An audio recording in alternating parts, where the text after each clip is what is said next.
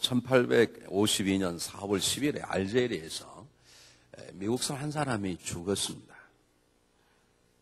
그냥 그렇게 유명한 사람 아니고 극작가 한 사람인데 그가 죽었어요. 그래서 사람들은 그때 뭐 그냥 다 죽었나 보다 그랬는데 32년이 지난 해에 미국 정부에서 32년 전에 알제리에 죽었던 그 사람의 유해를 미국에 있는 그의 고향으로 가져오기로 결정을 했습니다.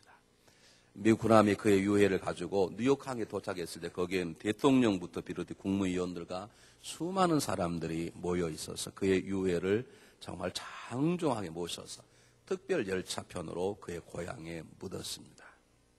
그는 유명한 정치가도 아니었고 유명한 군인도 아니고 유명한 경제나 사회학자도 아니었습니다.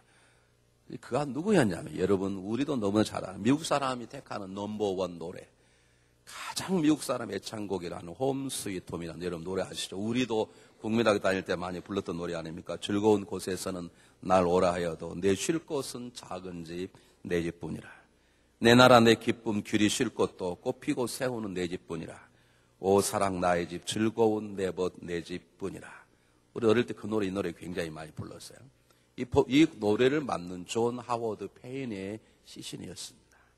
왜 미국 국민들이 그가 죽은 지 32년이 되는데 영국 사람의 작곡가에 의해서 지어진 곡에 작사를 했던 이 존 하워드 페인이라는 사람을 시신을 데려다가 가져다가 자기 고향에 묻었는가? 이유는 하나입니다. 미국 사람들은 적어도 하나님의 성경의 말씀을 그래도 잘 아는 백성이기 때문에 하나님이 주신 선물 가운데 가정이 그렇게 귀중하다는 걸 알고 있었습니다. 그리고 그 가정에 대한 가장 아름다운 노래를 불렀던 존 하워드 페인. 그 노래처럼 자기는 그렇게 살지 못하고 가장 고통스러웠던 삶을 살았던 그이기 때문에 그 노래를 애창했던 많은 사람들이 그를 마지막 죽음의 장소는 평안한 고당에 모여야 되겠다라고 생각해서 이 사람이 시신을 가져왔다는 거죠. 남북 전쟁이 일어나 어느 곳에서 한쪽에서 이 노래를 부르니까 전쟁이 잠깐 멈추고 남쪽 군인과 북쪽 군인이 함께 합창을 불렀다는 애창곡 홈 스위트 홈. 이것은 정말로 하나님께 우리에게 주신 가장 귀중한 것이고 우리의 가장 안전한 교육처이고 그리고 가장 안전한 삶의 휴식처고 쉼터임을 우리가 알 수 있습니다. 근데 문제는 우리는 이 가정을 정말로 귀중한 가정인데 이 가정이 가장 값싼 것처럼 가정을 대하고 살아갈 때가 왕왕 있습니다. 그래서 저는 오늘 성경 본문의 말씀을 통해서 정말 하나님이 주신 가장 중요한 보물인 에덴의 동산도 아름답지만 에덴의 동산에 아담과 이브의 가정이 있었기 때문에 에덴의 동산이 복된 동산이 되었다고 말할 수 있듯이 하나님 우리에게 주신 이 가정이 얼마나 귀중한 것이고 이 가정 속에 우리가 해야 될 일들이 무엇인지 제가 오늘 성경 본문에 한해서 간단하게 여러분에게 함께 말씀을 나누고 은혜 받기를 원합니다. 여러분 오늘 본문 5장 21절부터 6장 4절까지 잘 보시면 사실은 9절까지라고 말합니다. 보면 사실 가정에 대한 얘기입니다. 먼저 부부에 대한 얘기가 나오고 그 다음에 부모에 대한 얘기가 나오고 자녀에 대한 얘기가 나오고 그 부부들이 사회 속에서 어떻게 살아갈 것인가라는 전체적인 얘기입니다. 제가 일부러 짧게 33절까지만 잘랐습니다만은 6장 4절까지로 우리가 본다 그러면 지금 성경 본문이 우리에게 주는 여러분 놓치는 한 가장 중요한 메시지가 하나가 있는데 이 짤막한 본문 속에 하나님이 그렇게 귀중한 교회와 그리스도의 이름을 들어서 지금 말씀하고 있는 가장 중요한 대상은 누구냐면 부모도 아니고 자녀도 아니고 세상 속에서 종과 상전도 아닌 부부이라는 것을 놓쳐서는 안 됩니다. 부부 얘기가 가장 먼저 나오고 부부 얘기가 가장 많이 기록되어 있습니다. 여러분, 우리는 성경적으로 살아야 되는데요. 요즘 계속해서 부부 세미나가 있는데 아주 훌륭한 목사님, 여러분 시간 나시면 오늘 또 예배 끝나고 나면 1시 반에 꼭 들어오셔서 들으시면 참 좋겠습니다. 오 다니엘 선교사님에 의해서 요즘 굉장히 부모들이 도전을 받고 있는데 우리가 예전에 이렇게 많이 가르쳤잖아요. 미국에 살면서 한국적인 좋은 스피릿하고 미국적인 좋은 스피릿을 자녀들에게 잘 가르쳐주면 그 애들은 미국 땅에 훌륭한 사람이 될 것이다. 그런데 정답은 그게 아니라 그랬잖아요. 정답은 우리도 이미 다 했던 거죠. 우리는 한국적인 좋은 풍습하고 미국적인 좋은 풍습을 믹서해서 자녀를 가르치는 게 아니라 우리는 성경적인 자녀를 가르치면 되는 것입니다. 믿습니까 여러분? 그럼 여러분 성경 속에 들어가야 되는데, 그러므로 세상에 뭐라 그러든 성경에서 가장 중요하게 여기는 것은 가정인 것이고, 그 가정 속에 가장 중요하고 먼저인 것은 부부입니다. 한국의 전통 속에는 부부보다는 부모가 먼저입니다. 또는 자녀가 먼저 여겨왔습니다. 여러분, 한 가정에서 부부들이 부모님들을 이제 연로하신 부모님을 섬기는 것 굉장히 중요합니다. 10여 명 속에도 들어있을 만큼 중요합니다. 여러분 가정 속에 여러분 낳아서 기르신 부모님들을 그날 가실 때까지 최대한 섬기시는 효자, 효녀들이 되시기를 바랍니다. 그럼에도 불구하고 부부가 먼저입니다. 여러분, 우리 자녀들에게 우리의 꿈을 심어주고 우리가 최선을 다해서 그들을 살아갈 수 있도록 우리가 헌신하고 미래에 투자하는 것 굉장히 중요한 것입니다.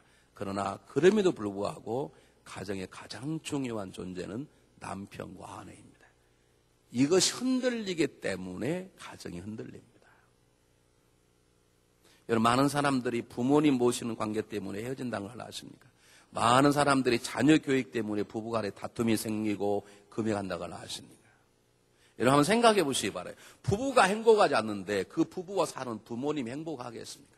또 남편과 아내가 불행한데 그 집에 함께 살아가는 자녀 행복할 수 있습니까? 없습니다. 가장 중요한 그리고 가장 먼저인 것이 뭐냐면 부부입니다. 여러분, 이 관계가 완전히 이 순서가 회복되시길 주의 이름으로 부탁을 드리겠습니다. 두 번째, 오늘 성경의 본문을 보니까 정확히 말하면 부부가 먼저이지만 더 정확히 말하면 가정에서 가장 중요한 것은 하나님이 먼저라는 것입니다. 여러분, 가정은 부부의 만남으로 시작되기 때문에 부부가 먼저입니다. 부부가 떠나버리면 가정은 없어져 버리지 않습니까? 그렇기 때문에 부부가 먼저인데 중요한 건 하나 더 깊이 생각하면 그 부부의 만남과 헤어진 모든 것을 주관하신 분이 하나님이십니다. 하나님께서 가정을 만드셨습니다. 하나님께서 아담을 도울 배필 하와를 만들어서 가정을 만드셨던 것처럼 하나님이 가정을 세우셨고 하나님이 그 가정의 주인이기 때문에 정말로 가정이 제일 먼저는 하나님이십니다. 뭐 아멘 안 하셔도 됩니다. 네, 여러분 꼭 깨달아야 될 것은 자율교회 강조하느냐, 하나님이 하셨다는 것에 대해서 강조하는 것입니다. 저는 우리 집사람과 이제 27년째 살아가는데요. 저는 지금도 생각할수록 우리 만남이, 우리 집사람과 저의 만남이라는 것이 이해할 수 없는 기적이고 신비해요. 살아갈수록 서로 다름을 느끼는데, 야, 저 사람 이렇게 나하고 생각이 다르구나. 그래도 다른 것이 괜찮고 그것 때문에 뭐 사내 못 사내 하지 않고 가끔씩은 다투지만 그게 큰 문제 되지 않고 오히려 극복하게 되고 극복할 때마다 좀 성숙하게 되고 하는 것들, 그 모든 것들이 우리에게 있는 것이 아니라 우리를 다루시는 하나님의 손길이 있는 것입니다. 여러분, 어떻게 20년, 30년 전혀 다른 관계 살아가던 사람들, 그것도 남자도 아니고 남녀가 만나서 어떻게 20년, 27년, 25년, 막 30년 살아갈 수 있습니까? 이거 그냥 되는 것 같습니까? 저는 이것이 아직도 이해할 수 없는 신비로운 저에겐 수수께끼입니다. 어떻게 만나게 되었고 어떻게 지금까지 27년씩 살아오게 된 것인지, 앞으로 더 많이 살아가게 되겠지만 모든 것들이 하나님이 허락하신 신비라는 것입니다. 이 하나님 허락하신 신비란 말을 다른 말로 바꾸면 하나님의 은혜라는 것입니다. 가정은 부부의 성숙함이 먼저이지만 좀 더 깊이 생각하면 그 부부의 만남을 허락하시고 그 부부의 만남을 이끌어 나가신 하나님의 은혜가 가정의 먼저라는 것입니다. 이 하나님의 은혜가 가정 속에 있으면 모든 게 문제가 안 된다는 거예요. 이 하나님의 은혜가 가정 안에 있기 위해서 우리가 꼭 생각할 것은 뭐냐면 하나님의 질서에 순종하는 것입니다. 하나님의 세우신 가정의 질서에 순종할 때 하나님은 그 질서를 따라서 우리에게 놀라운 은혜를 부어주시고 우리가 생각할 수 없고 이해할 수 없는 신비로운 하나님의 신비의 은혜를 통해서 가정이 날마다 복되게 되는 것이죠. 그래서 오늘 이 시간에는 성경 본문을 통해서 하나님께서 가정에 세우신 놀라운 질서가 무엇인지 제가 여러분에게 소개하고 다 아는 거지만 함께 우리 마음속에 새기는 시간을 갖도록 하겠습니다. 자, 여러분 한번 성경 보시기를 바랍니다.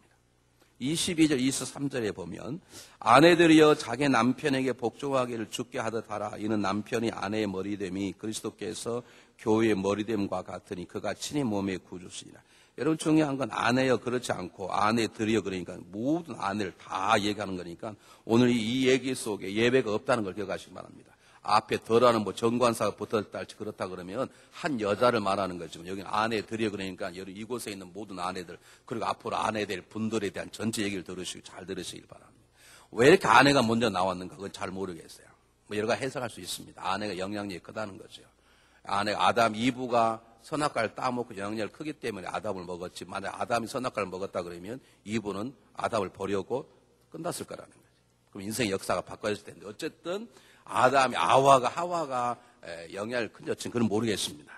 오늘 성경 본문이 주는 중요한 것은 뭐냐면 오늘 성경 본문을 잘 보시기 바랍니다. 아내들이 자기 남편에게 복종하기를 죽게 하더라 그 말이에요. 이것을 아주 여러분들이 듣기 좋은 단어로 바꿔서 말씀드리겠습니다. 남편이 아내가 남편을 세우는 것이 먼저입니다. 아내가 남편을 세우는 것이 하나님의 방법입니다. 한 왕이, 공척한 왕이 자기처럼 사는 신하가 몇 명이 있는가 보려고 아침에 궁궐에 들어오는 신하 300명을 모아놓고 한쪽에다가 빨간 길을 꽂고 한쪽에다가 하얀 길을 꽂고 명령을 내렸습니다. 너희들 가운데 부인을 마음대로 주물럭주물 한 사람은 하얀 길 밑에, 그리고 부인에게 꼼짝도 못하고 잡혀 사는 사람은 빨간 길에 모여라 그랬더니 300명 가운데 299명이 빨간 길에 모이고 한 사람만 하얀 길에 모였어요.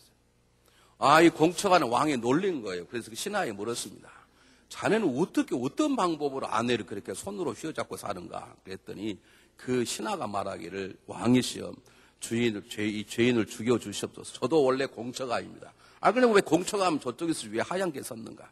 우리 집사람이 오늘 말하기를 당신은 어떤 일에서 사람 많은 곳 절대 가지 말라고 했기에 제가 이곳에 섰습니다. 혼자 서 있는 거야. 이것은 남편의 서야 될 자리에 서지 못하는 비극적인 상황인데 우아입니다. 여러분들에게 주님의 이름을 정확히 말씀드리겠습니다. 남편 확 잡고 계신 분 계세요? 이번 길 통해서 풀으십시오. 성경이 방법이 아니라니까. 성경이 존말할 때 풀으십시오. 이런 경우 할 수 없어. 남편이 정신적인 질환이 있다 할지, 또는 남편이 세상적인 무능해, 돈 쓸지도 모르고 10불 주고 막 100불 주고 오고, 그렇다 그러면 할 수 없어. 근데 그렇지 않다면 남편이 조금 무능해도 돈을 조금 잘 못 벌어도 여러 마음대로 남편을 쥐어잡지 마십시오. 하나님이 기뻐하지 않습니다. 도대체 남편을 믿을 수 없다 그러면 몇 개만 사로잡고 나머지는 남편에게 이양하십시오. 오늘 이 시간 이후로 주권을 이양하시오. 여보도 권사님 이양하시오. 네? 이건 하나님의 말씀이나니. 아내들이 자기 남편에게 복종하기를 그냥 하라는 말에 그냥 했다 그러면 그냥 놓을 수 있는데 주님께 하라는 말이, 이건 남편이 주란 말은 아닙니다. 여러분 중요한 건 남편에게 복종하란 말은 남편이 너희 머리가 됐단 말은, 머리됨이란 말은 대단히 중요한 말입니다. 머리가 되었다는 말은 남편이 아내의 주인이거나 아내가 남편의 종이거나 남편이 아내보다 월등하다는 말이 전혀 아닙니다. 그런 말이 아닙니다. 이것은 하나님의 창조의 질서가 그렇다는 것입니다. 하나님이 남자를 먼저 지으셨습니다. 그리고 그 남자에게 하나님 주신 모든 것을 다스릴 신적 권위를 주었어요. 그리고 그 일을 잘 도울 수 있도록 하와라는 여인을, 아내를 붙여주신 것이에요. 여러분 남편이 부족하니까 하나님 만들어 놓으니까 아담이 약간 좀 부족해. 그 약간 부족한 것을 채워주기 위해서 하와를 만들어 돕는 배필을 만든 게 아니라 아담 혼자로도 얼마든지 하나님도 생각할 수 있는 완벽한 자였지만 하나님 보니까 그렇게 혼자 만물을 다스리는 청지기 하는 것보다 여성을 만들어서 아내를 삼게 해서 두 사람이 합력하면 훨씬 더 보기가 좋겠다라는 생각으로 아내를 만들어서 아내를 하와에게 준 것이라면, 아내의 역할은 남편을 휘어잡는 게 아니라 남편이 먼저 된 그 자리에서 하나님의 창조 질서의 그 자리에서 남편이 권위를 가지고 어떤 일을 잘 결정하고 가정의 리더로 살아나가도록 그 남편을 세우고 돕는 것이 가정의 첫 번째 질서라는 거예요. 이것이 안 되면 다른 게 다 안 된다는 거예요.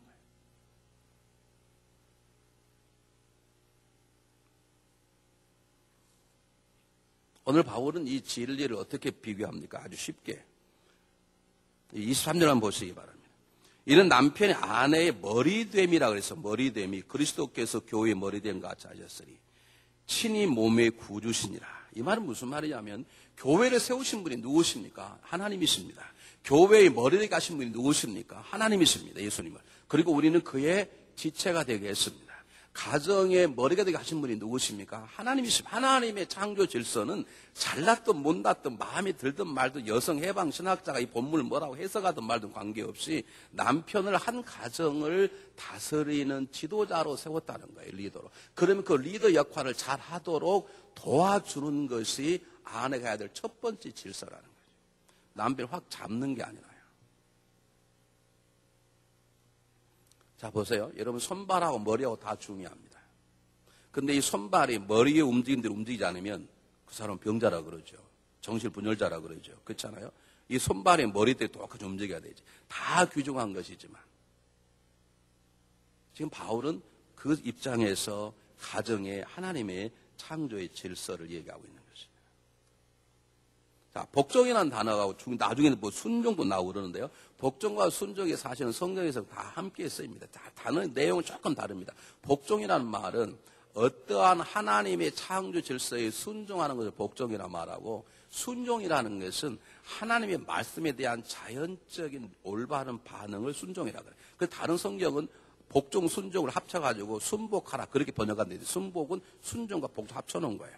이게 중요한 건 아니에요. 다만 이 복종이 뭔가를 말하는 것인데, 복종하라는 말은 남편을 잘 도와서 남편이 가정의 리더가 될 수 있도록 하라 그 말. 남편을 보니까 남편 리더감 아니냐고 확 잡아내려서 여러분들로 하여금 가정의 리더가 되게 하지 말라 그 말입니다. 그건 하나님의 질서는 아닙니다.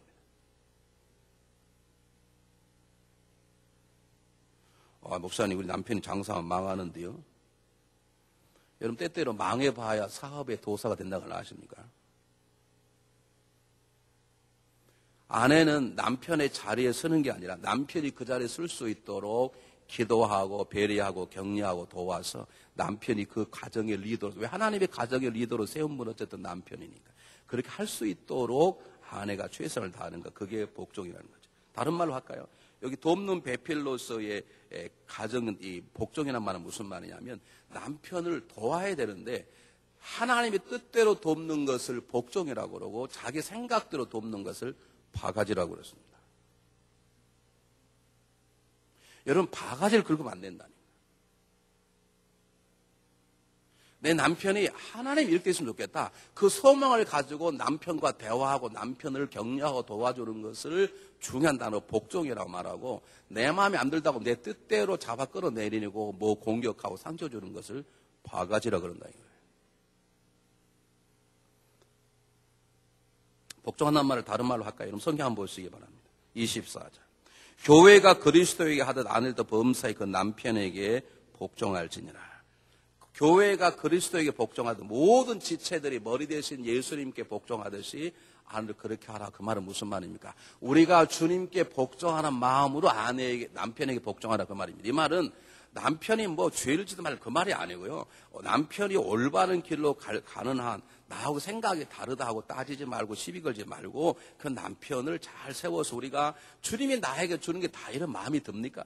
여러분, 주님 여러분이 명령하는 게 다 기쁘더냐고. 주님 여러분 말씀하시면 할렐루야 다 받을 수 있는 거냐고요. 때때로 주님이 내게 말씀하신 거 내 마음에 들지 않고 내게 고통이 될 수 힘들 수도 있잖아요. 때때로 주님 나에게 가시밭길을 가라 할 수도 있잖아요. 그러나 주님이기 때문에 순종하듯이 그 주님께 순종하는 마음으로 하나님이 내 남편을 우리 가정의 리더로 세웠으면 그 마음으로 때때로 그렇게 남편이 순종하는 것이 고통스럽고 어려워도 그게 하나님의 질서고 그 질서에 순종하는 것이 가정의 행복이기 때문에 그 주님께 하는 마음으로 하라 그 말입니다. 예를 들어서 말씀드리겠습니다. 아주 쉽게. 여러분, 요즘 달라서 농구 팀들 있잖아요. 하다가 잘 올라가다 어떻게 졌어요. 졌는데 여러분, 구단주가 있습니다. 그 농구 구단주가 있어요. 그 농구의 전체 소리를 가진 구단주가 있어요. 구단주가 있으면 감독이 있습니다. 감독이 그 밑에 주장이 있습니다. 여러분, 주장을 딱 정하면 감독은 주장의 명령을 해서 그들이 모의회의를 다 하잖아요. 그런데 그 주장이 거의 모이는 선수 가운데 제일 잘합니까? 선수 가운데 제일 인격이 좋습니까? 그러지 않습니다. 주장이 정해졌으면 다른 팀원들은 그 주장의 명령에 따라 야 우리 감독이 오라 그런다 가야 되고 쉬란다고 쉬라 그러고 그렇게 해서 주장을 세워줄 때 그걸 팀워크라 그러고 그럴 때 그 팀들이 잘하는 거게 돼요. 하나님께서 남편을 우리 가정에 주장으로 세웠다는 것입니다. 그 주장이 아내보다 실제적인 게임이 잘 못할 수도 있습니다. 그러나 그 주장을 주장답게 인정해 주고 세워줄 때 그럴 때 가정이 강건해지고 평안해진다는 말이에요. 그것이 하나님의 기쁨이 되고 이 질서가 지켜질 때 하나님이 가정 쓰시는 신비한 은혜가 주어져서 헤아릴 수 없는 하나님의 은혜로 부부간이 강건해지고 평안해지는 역사가 일어난다는 거죠. 만약 그렇다면 여러분들은 다음과 같은 방법으로 남편들을 잘 도우셔야 합니다. 이것이 남편에 대한 복종입니다. 첫 번째, 먼저 말로 남편을 섬기고 말로 남편을 도우십시오. 제발 말로 남편을 상처 주지 말고요. 말로 도우세요. 여보, 아무리 생각해봐도 우리 요즘 많이 듣잖아요. 생각하면 내가 제일 잘한 건 예수를 믿은 결단 내가 잘한 것 같고 두 번째는 당신을 택한 게 내가 제일 잘한 것 같아. 한번 남편에게 그래보세요. 남편이 쪼다가 되는가 건강하게 되는가. 그런 소리를 들을수록 남편이 건강이 된다는 걸 아십니까? 근데 우리는 할 때마다 내가 당신 같은 사람을 만나가지고 미국 따라온 것이 내 일생일대의 실수라고 그러니까 남편이 계속 죽는 거야.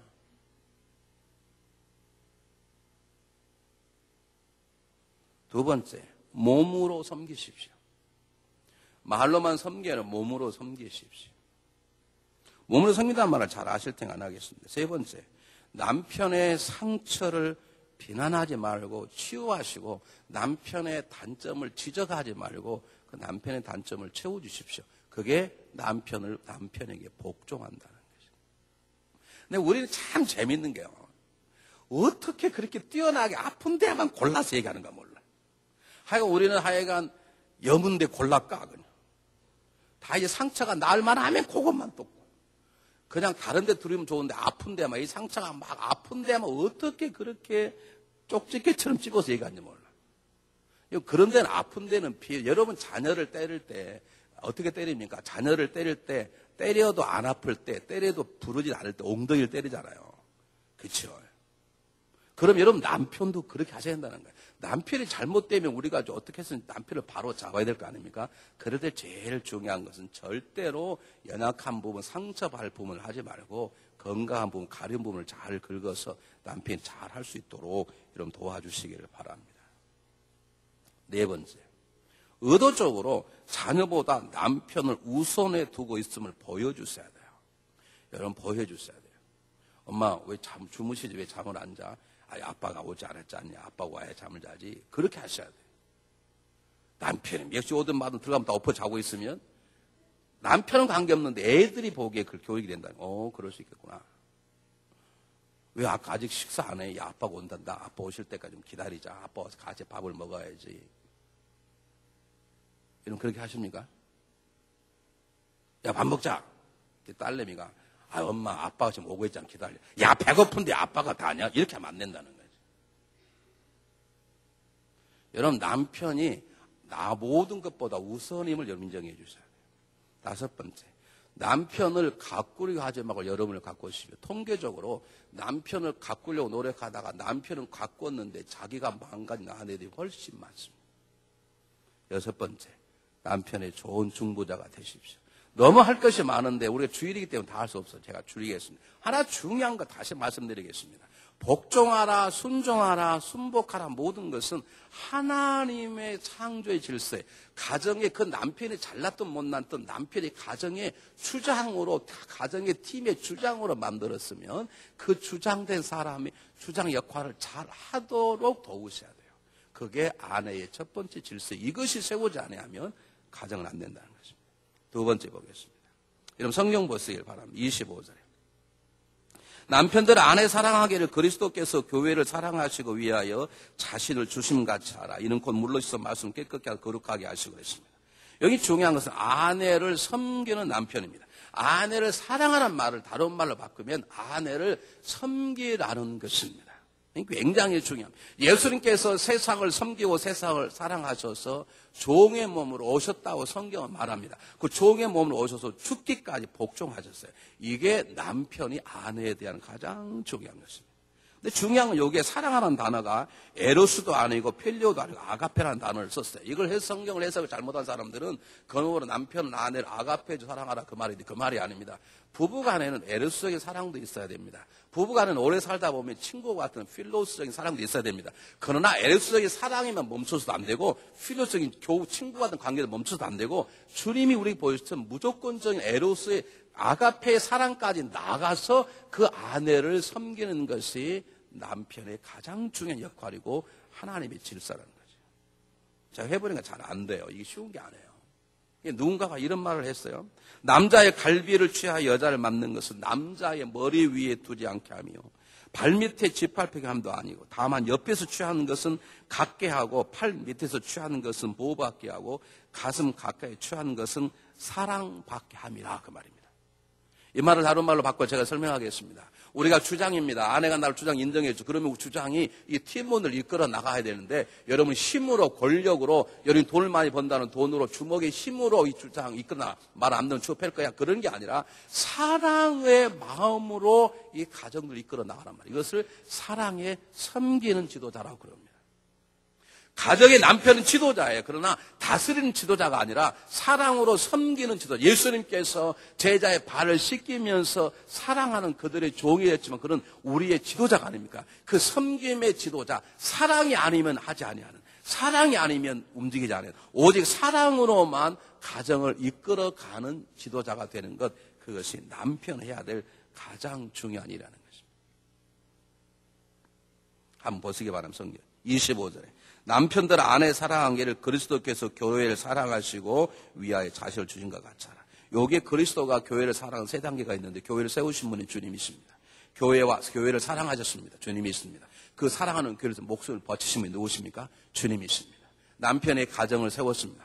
아내와 함께. 그 가정을 사랑하는 사람이 남편입니다. 그 가정을 위해서 모든 걸 내어볼 수 있는 사람이 누굽니까? 남편입니다. 이 남편의 이 섬김의 사랑의 자세가 중요하다는 것이에요.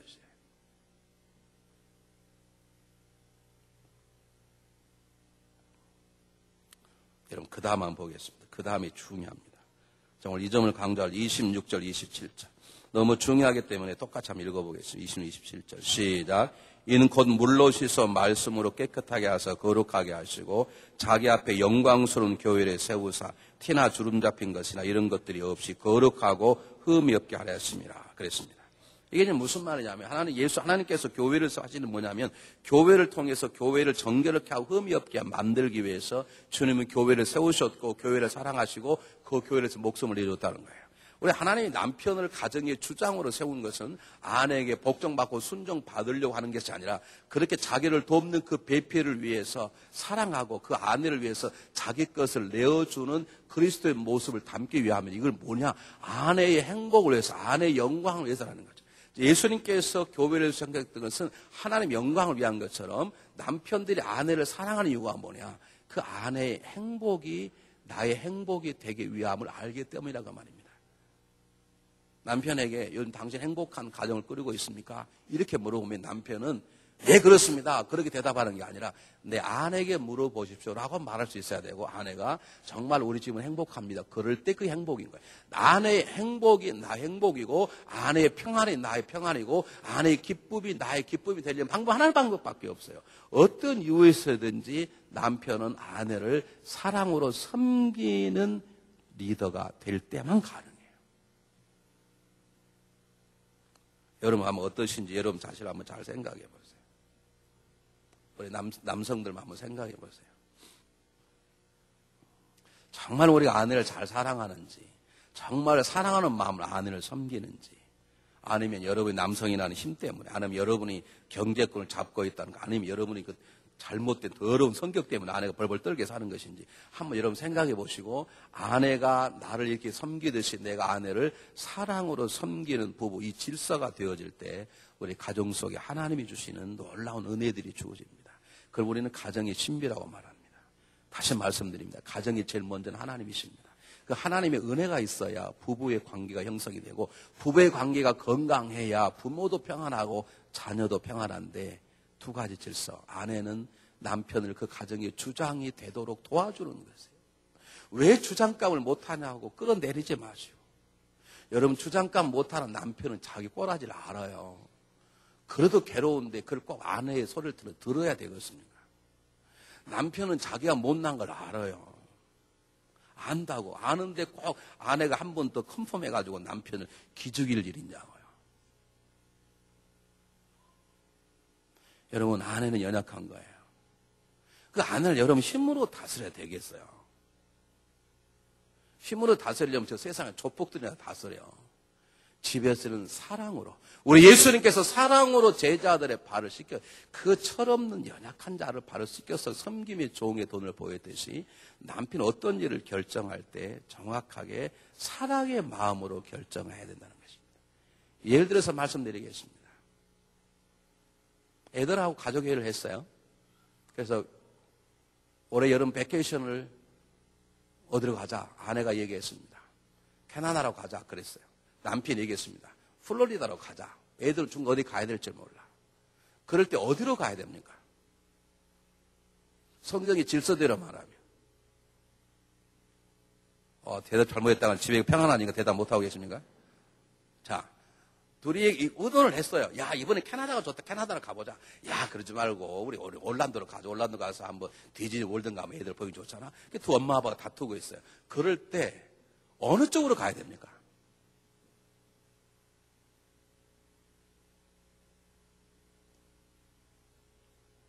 우리 자매님에게 물어보겠습니다. 함수님 권사 어느 쪽으로 가야 됩니까? 그럼 웃으셔야 돼요. 신보인 권사님 어느 쪽으로 가셔야 돼요? 남편은 하는 거 아니에요. 오케이. 야, 아빠 가자는데 가자. 그게 남편을 세우는 거야. 이게 어렵습니까? 이게 어렵냐고. 너무 쉽다고 지금 애들까지 다 웃고 있는 거지. 이거 너무 쉬운. 근데 이것 놓고 우리는 목숨을 걸고 싸우고 뭐 무슨 토론을 할 필요가 뭐가 있어요. 아내가 여보 우리 10년 동안 참 못 갔는데 10년 동안 모처럼 돈 내가 모아놨을 그동안 돈 모아놨는데 여보 우리 이를 가지고 우리 정말 유럽 그리스 가면 너무 그리스 가가지고 한 10박 10일을 크루즈 타고 보내오자. 엄마가 그랬어. 애들이 다 줘. 내 아빠가.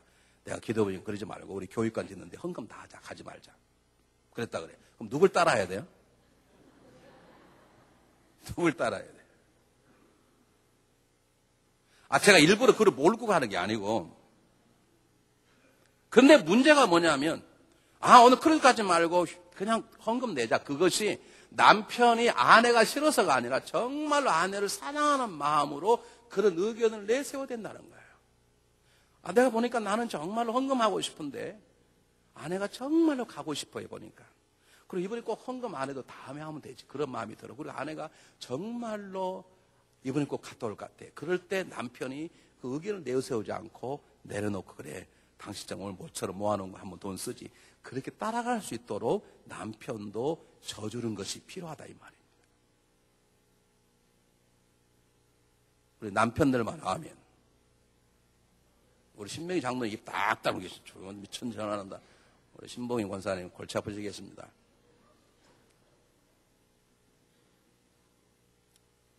자, 다시 말씀드리겠습니다. 이제 아내의 행복이 남편의 행복이 돼야 된다는 것이죠.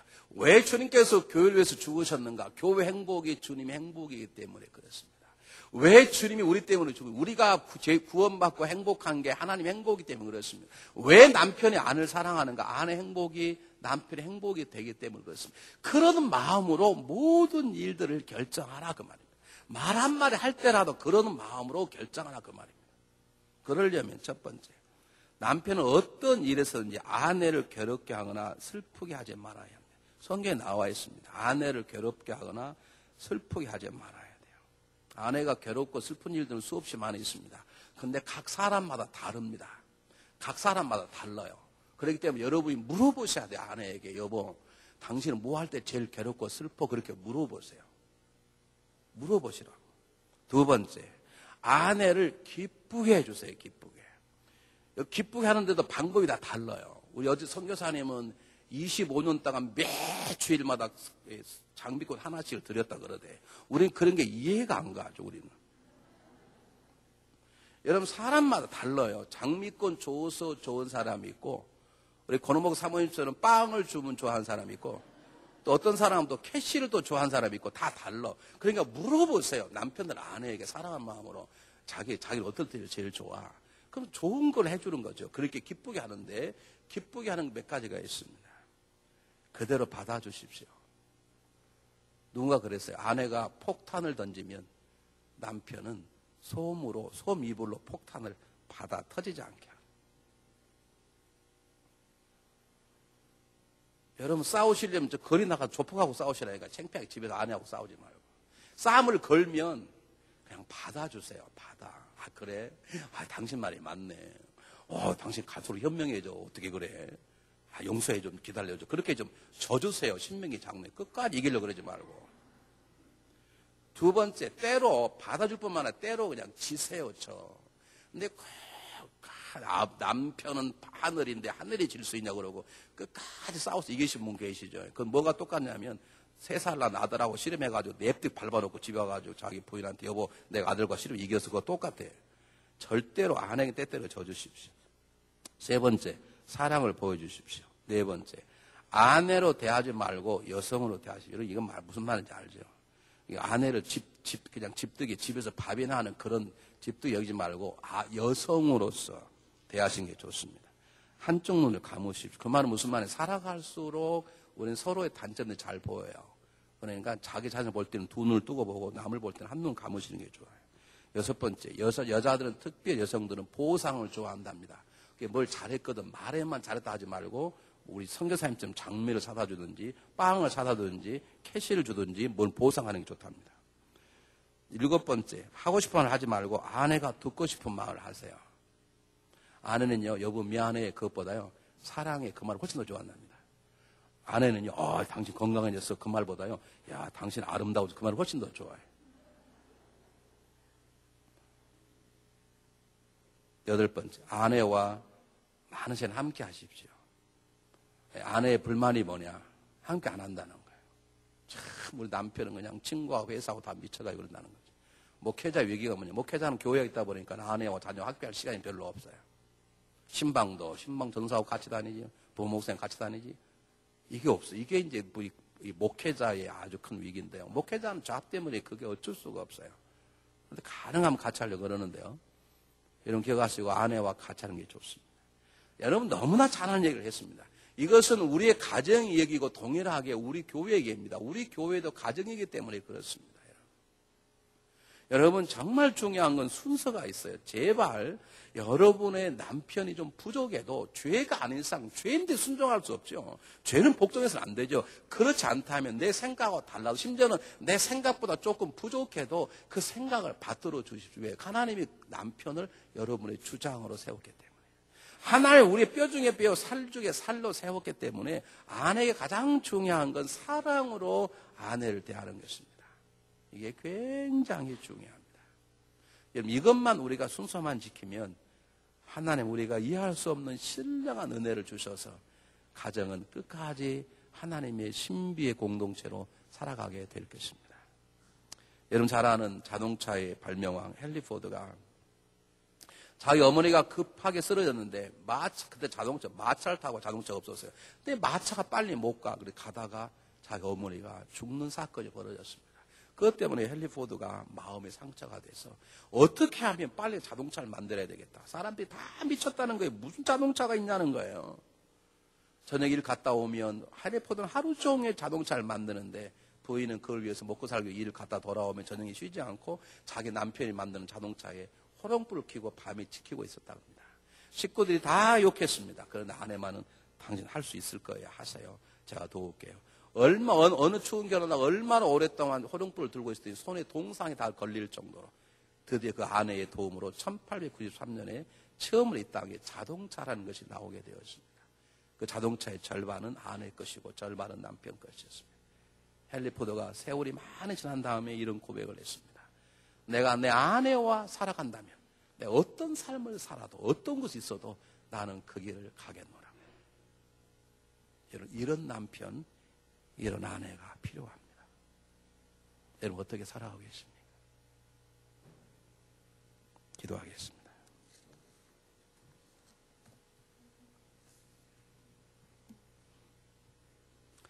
사랑의 하나님, 우리의 가정에 먼저이신 하나님의 은혜가 우리의 가정 속에 충만할 수 있도록 아내는 남편 우리의 가정의 주장으로 섬기며 세우며 살아가게 도와주시고 남편은 아내를 사랑으로 섬기는 배필이 되도록 도와주시옵소서. 살아계신 예수 그리스도 이름으로 감사하오며 간절히 기도하옵나이다. 아멘.